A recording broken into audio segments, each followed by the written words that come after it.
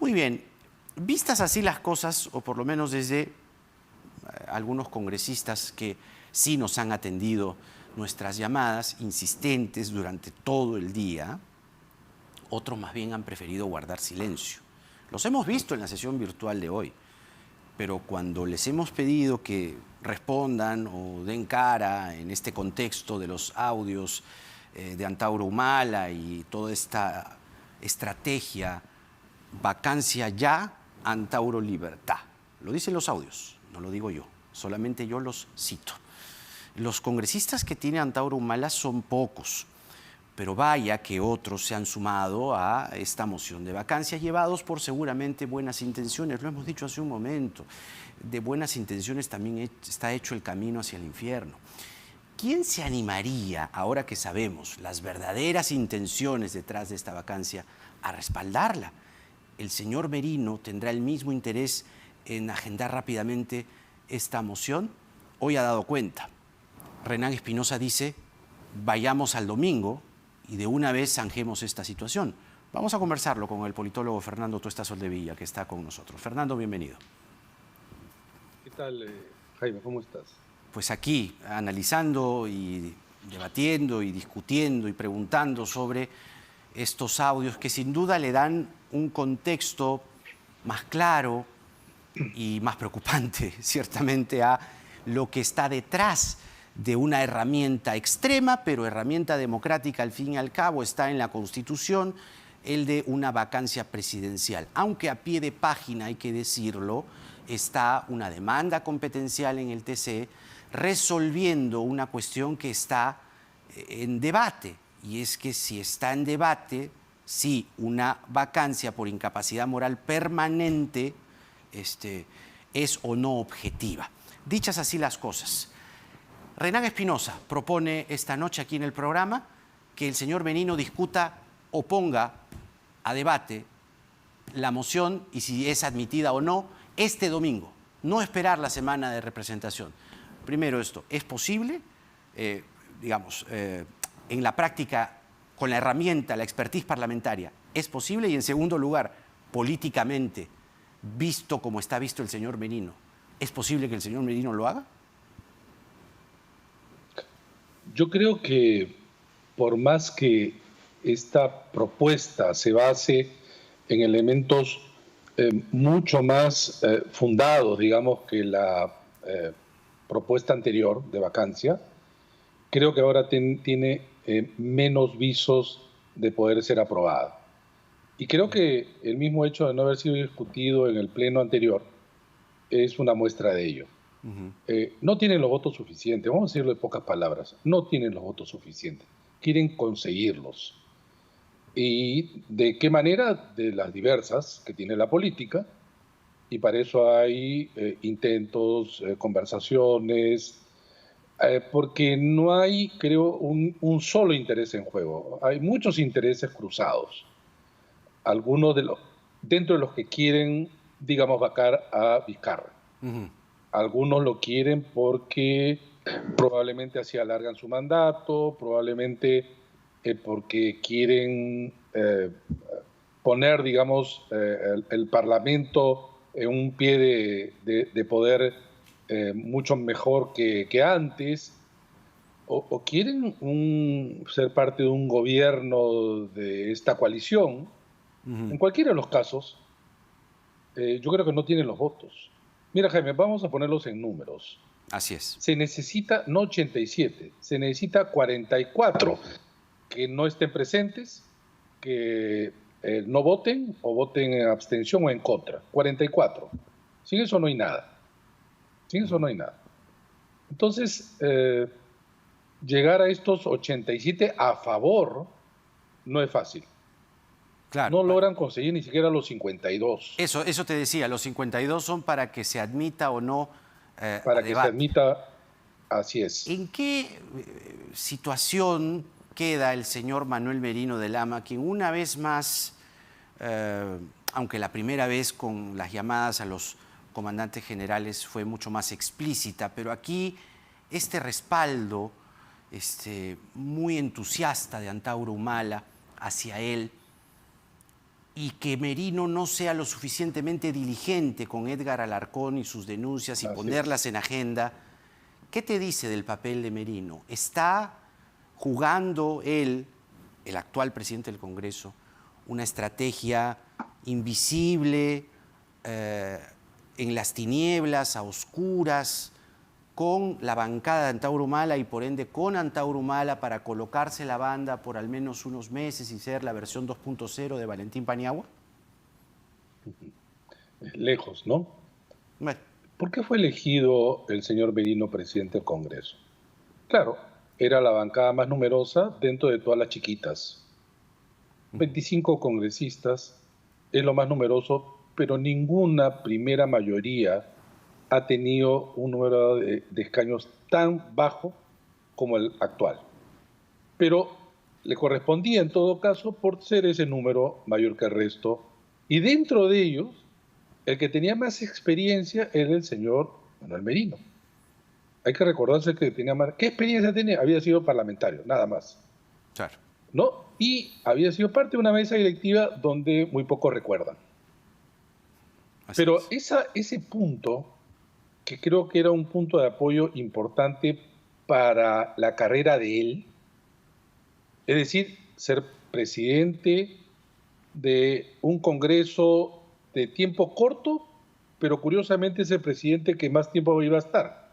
Porque va a estar más de un año, cuando los presidentes solamente son de un solo año, de Congreso. Ha desgastado, y acá viene el tema, el capital político que pudo haber tenido. Con estos intentos donde claramente él juega con una agenda personal, porque yo no creo, y además no hay visos que sea así, que Acción Popular como partido esté en la misma dirección que él. O sea, Merino, dices tú, está jugando su propio partido, su propio juego. Claro, tú ves que dentro de Acción Popular, porque tampoco les conviene, no se van a enfrentar a quien es presidente del Congreso, porque ahí sí ya sería, digamos, yo no digo el fin de Acción Popular, pero sí de un deterioro de un partido que de hace 2, 3 años logró casi resucitar cual ave fénix en términos electorales. Así es. Porque hay que recordar que Acción Popular, luego de los triunfos de Fernando Belaúnde, no tuvo votaciones importantes. Es más, tuvo que ser parte de coaliciones, pero del 2016 con Alfredo Barrenechea, con Jorge Muñoz, con las votaciones en este último Congreso, tú tenías un partido, digamos, bastante mejorado, ¿no? Un partido que parecía que, claro, había diferencias en el interior, pero quizás era su potencialidad, la pluralidad. Pero ahora el señor Merino tiene una agenda propia, a tal punto, repito, que no es respaldado claramente ni siquiera por ningún candidato presidencial o potencial candidato de Acción Popular. Ahora, y entonces, en el anterior, resulta que tiene intento de relacionarse con las Fuerzas Armadas que ya conocemos. Y ahora resulta que tiene respaldo de Antauro Humala, independientemente de que haya tenido conversaciones con él o no, o con su agrupación, es claro que él no deslinda de manera clara y tajante. Peor aún, coincide en objetivos. Y yo creo que ahí pierde Acción Popular y gana, por supuesto, PP. Claro. Ahora, a pie de página, creo que sí, Fernando, y por eso también queríamos invitarte y conversar contigo esta digresión que me permito. Antauro Humala ha demostrado, pese a cualquier asunto que se le reproche y con no poca justificación, hechos como estos, por ejemplo, pero Antauro Humala sobrevive hace 15 años. Y de alguna forma, hoy por hoy, mira tú, estamos hablando de él, 15 años después del Andahuaylazo. Es decir, cabe aquí no solo una reflexión, sino una autocrítica y, si acaso, un replanteamiento de ciertas cosas en la sociedad, en nuestros hábitos, en nuestras vidas, en la forma de elegir gobernantes y en la forma en la que los partidos plantean las cosas hacia la gente. Y lo que está la gente realmente pensando, porque, ojo, estos señores congresistas de Antauro Humala llegaron con votos de la gente. Es decir, que hay un elector, varios, que han elegido a esas personas. Y entonces lo que tendríamos que pensar es no solamente en el cuco que representa Antauro, y que ciertamente esta ocasión ha desinflado esta vacancia, con cargo a que lo de Vizcarra se vea en la cuerda fiscal que tenga que verse. ¿Cómo nos miramos como sociedad? ¿Por qué existen electores que crean en un proyecto antisistema? El propio Antauro lo reconoce en los audios y es por todo sabido. El señor quiere instaurar aquí una república entre Tahuantinsuyo, polpotiana, no se sabe qué. Es una locura. Pero hay gente que vota por Antauro Humala. Entonces, ¿cuál es la reflexión? ¿Cuál es la autocrítica? ¿Cuál es la mirada que tú le darías a eso? Totalmente de acuerdo. Totalmente de acuerdo, porque además Antauro Humala canaliza una franja del electorado tan peruanos como todos nosotros, en donde ven en él probablemente, de las maneras como ya tú lo has indicado y de esas que rechazamos, quizá el único canal de poder sentir de que alguien habla por ellos. Y eso efectivamente es algo que, como bien indicas, debe llevarnos a pensar. Porque efectivamente, por un lado está Antauro, pero los 15 congresistas de UPP, pero además su persistencia y mantención y permanencia, más que muchos políticos en la política peruana de los últimos 15 años. Hemos hablado de Antauro Humala ahora y hemos hablado de Antauro Humala ayer. Y si es que no hay algo que los combata políticamente, vamos a seguir hablando de él mañana. Así es. Pero de la misma manera también como había gente que seguía Sendero Luminoso, siendo pues la barbarie de la que todos conocemos.